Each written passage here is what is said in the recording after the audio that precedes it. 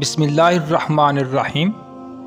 جاپانیوں کو تازہ مچھلیاں بہت پسند ہیں، لیکن جاپان کے قریب کے پانیوں میں کئی دہائیوں سے زیادہ مچھلیاں نہیں پکڑی جاتی، لہٰذا جاپانی آبادی کو مچھلی کھلانے کے لیے ماہی گیر کشتیاں بڑی ہوتی گئیں اور پہلے سے کہیں زیادہ دور جانے لگیں۔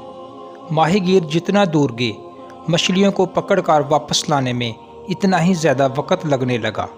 اس طرح ساحل تک باسی مچھلی پہنچنے لگی۔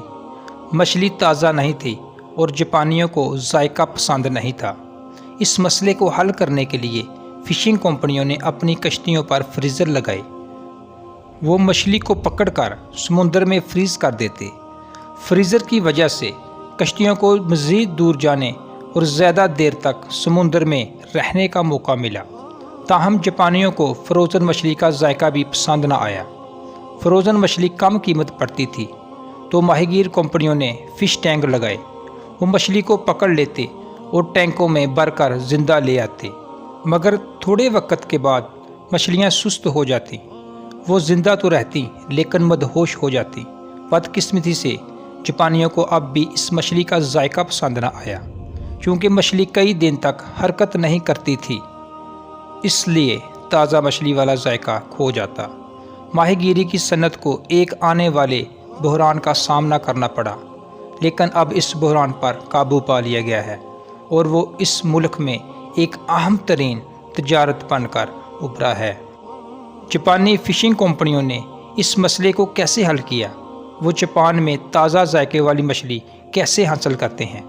مچھلی کے ذائقے کو تازہ رکھنے کے لیے جاپانی ماہی گیر کمپنیوں نے اس مچھلی کو ٹینکوں میں ڈال دیا، لیکن اب وہ ہر ٹینک میں ایک چھوٹی سی شارک کو شامل رکھتے ہیں۔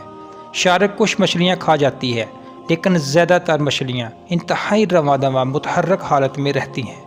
مچھلیوں کو شارک سے خطرہ تو رہتا ہے اور اسی وجہ سے وہ متحرک رہتی ہیں اور صحت مند حالت میں مارکیٹ تک پہنچتی ہیں۔